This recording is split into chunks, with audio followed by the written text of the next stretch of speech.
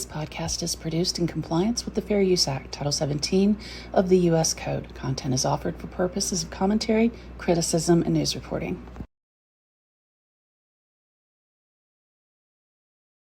Hello and welcome. I'm Christy. If you're finding me on Substack, I am Bumbling Buddhist, and I'm also on YouTube under the channel Bumbling Buddhist. I want to thank you for sharing your time with me. I hope that you will find the content here helpful, if not entertaining. Okay, so I wanted to address some articles that have come out regarding the use of Tylenol during pregnancy. So the first headline that I read about this was from the Wall Street Journal, and it was entitled Kennedy and HHS to link Tylenol use in pregnancy to autism. So there are a few things that I want to address here. I'll be referencing several different articles that I will also share with you. Let's just start with kind of a splash page. Give me just a moment. I'm gonna find that screen here. Okay. And let me add that to the stream. Okay. There we go. I do use Ground News. I'm not sponsored by Ground News. If you are interested in subscribing, I found it to be very helpful. I will leave a link to Ground News in the description of this video. But just to start out with, they give you kind of a non-biased, I say non-biased, there's no such, but a center view of the report. So this was September 5th that they indicated that prenatal use of Tylenol may be associated with an increased risk of autism. The announcement follows mixed research findings and ongoing debates about acetaminophen used during pregnancy and neurodevelopmental disorders, including autism. And FYI, also, if you're watching this from Europe or outside the United States, you may be familiar with this medication under the name paracetamol. It also highlights potential links with low folate levels and suggests folinic acid might help treat autism symptoms in some people. And so folic acid is something that usually is incorporated into your prenatal vitamins, but in most cases that is advised by obstetricians for women to take as far as their prenatal supplementation. This was interesting. Following the report, Kenvue, which is the stock for Tylenol, their shares fell over 14%, while the company stated it found no causal link and emphasized acetaminophen's safety during pregnancy. Experts have noted neurodevelopmental disorders have multiple causes and recommended that pregnant women use acetaminophen only as needed under medical guidance. And that's important because acetaminophen, there are other considerations. For example, it's known to have some toxic effects on the liver. So if you're pregnant and you've had previous problems with your liver, it may very well be that your obstetrician advises you not to use acetaminophen or Tylenol. Also, if you're having headaches and you call your obstetrician and say, hey, I'm having some really bad headaches, can I take some Tylenol? They may have you come in because that could be a sign of something else happening in your pregnancy. So a couple of things to think about. I'll scroll down here. So most of the high factuality, like your Reuters news and things like that, all pretty much have the same verbiage in it. You'll find that your financial articles, of course, talked a lot more about the stock decreasing and things like that, which is, I guess, to be expected. But first thing that I want to start with, because I know that this can be terrifying. If you're a woman and you're pregnant and you see this, and your obstetrician is giving you different information, then certainly that's scary. So let's start out with this. I want to share screen one more time.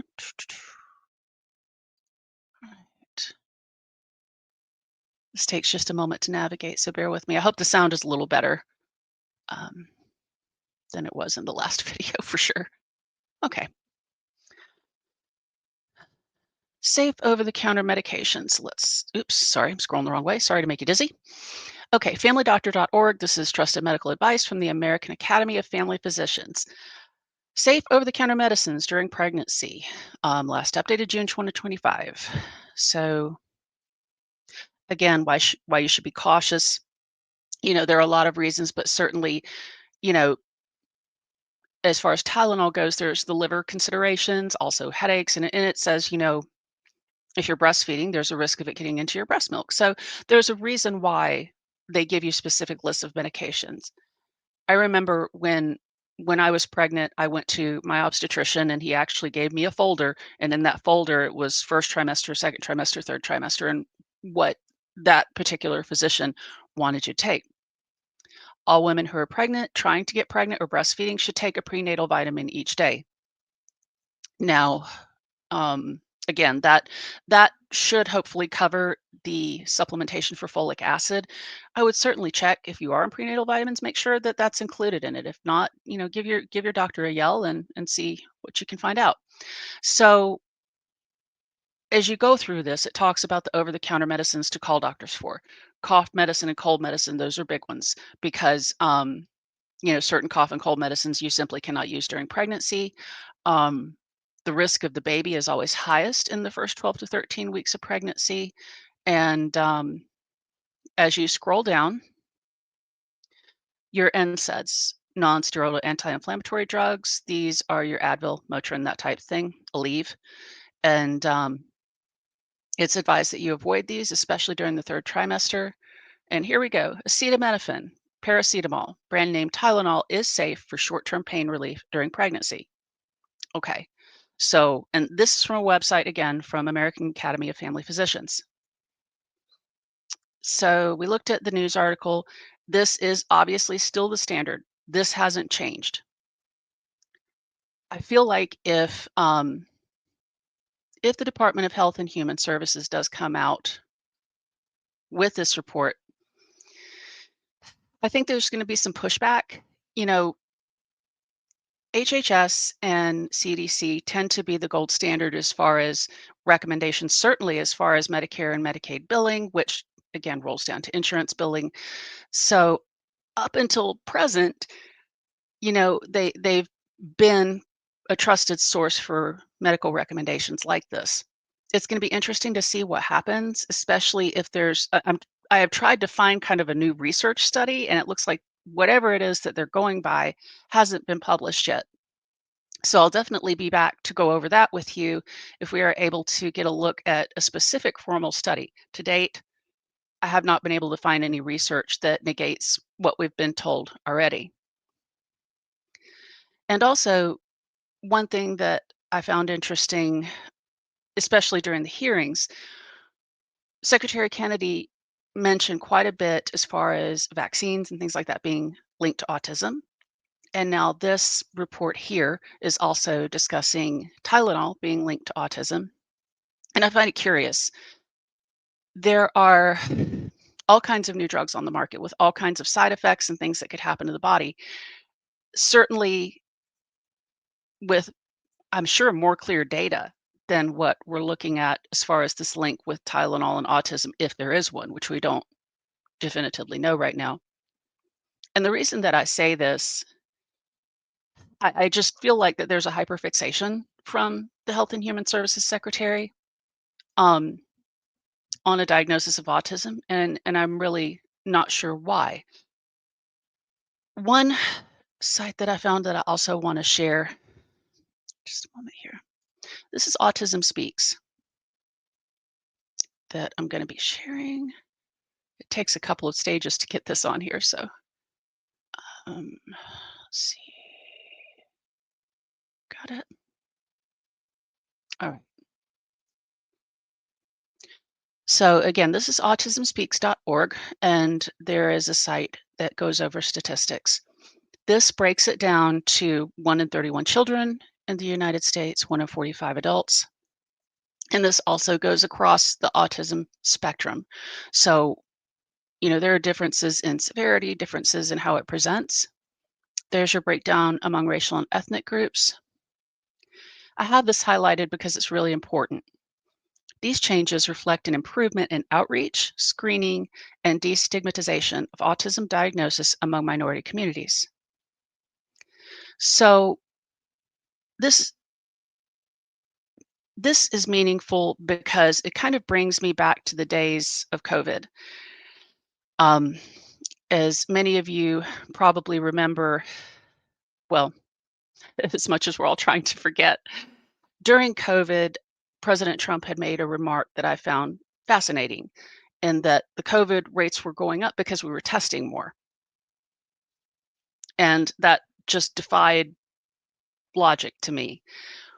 Certainly, we had developed very good tests. The testing methods were improving. So the more we were able to test, the more we were able to get an accurate idea of what was happening out in the community. Again, what it says on this website is we are screening more. There's less of a stigma around autism. So of course, if doctors are able to screen more, if they know what to look for, they're going to find it where we couldn't find it before. That's going to, just by default lead to an increase in rates of diagnosis of autism. So I'm not I don't want to sound like I'm being disrespectful to a United States cabinet member, but I wonder how much he understands how that works. I mean, because it sounds like from what we saw in COVID and what we're seeing now, I'm not sure that there's a real clear understanding of how screening, diagnostic testing, how that works, and how when science catches up with what's happening, it's going to lead to the numbers looking a little bit differently. So the long and short of it that I really wanted to put out there. Okay, so we went over the statistics, the over-the-counter medicines. I know this is difficult for me to put across, and I'm not pregnant. I'm definitely not going to get pregnant. I am a old white hippie. I'm not 90, but I guess I fit the rest of the bill. But if you are pregnant and if you have seen this news article, and certainly it's alarming, and I understand that. I really want to encourage you to get in touch with your OBGYN. This is someone you built a relationship with. Find out what they have to say about it, and I think that that will probably give you a lot of reassurance. I hope this gives you some reassurance. There are all kinds of resources that you can look up online. I've just touched base on a few here because I wanted to get this information out. News reports like this can cause a lot of panic, and I know that I don't really have a huge platform on here, but maybe the few people that see this can spread the word and say, "Look, don't panic. We haven't seen an official study yet. I certainly will look into that when that comes out." But until I see something in the form of a scientific study, that's performed by reputable universities or whatever's done, I'm still going to go with the scientific data that we have. And that data says that, with all other factors aside, if you don't have any problems with your liver or other things that would um, make Tylenol not indicated for you, that it is still, according to the research and data that we have, is safe to use during pregnancy. Again, the I'm gonna take you back to just so you can get, and I'll leave a link to these websites also in the description so that you can see it. Um, I just want you to take a look at that website one more time. Safe over the counter medicines. Come on, StreamYard. Okay. All right. American Academy of Family Physicians. So this is familydoctor.org. And that should be under the health resources or prevention and wellness. And I know they have a section here on pregnancy. Let's run a search here because I want you guys to know how to get to it. I'm going to leave a link, but for some reason that you don't have that. Okay. Oops.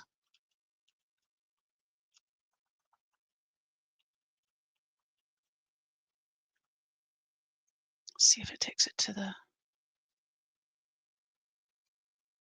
There it is. So that's going to take you right to the article as well. And I'll leave a link to that. Again, so that's kind of where we are. I hope that helps in some level. And again, I'm going to be keeping a very close eye out for whatever study it is that he's talking about. Um, and I'll delve into that pretty deeply, even down to who did the study, what kind of sample group, all that. So we're going to take a deep dive as soon as that's published. Again, I've not been able to find it. So yeah, I'm gonna go ahead and end this out for now. I hope that helps. Again, all your references are gonna be down in the description box. And take a breath. And certainly if you are expecting right now, one thing that people told me all the time, and I tried to listen, to be frank, but, you know, enjoy this time. I know it's terrifying, but there is so much there's so much to enjoy in it, and right now I feel like the science that we have is pretty solid. Um, so, if more information comes out, I'm gonna certainly get that to you. Your obstetrician's gonna get it to you, but please feel free to give them a call with any questions because I feel like if I've heard about this, then they certainly have. Okay, so thank you again for sharing your time with me. Again, I hope this was helpful, and I hope that you all have a great weekend. Take care.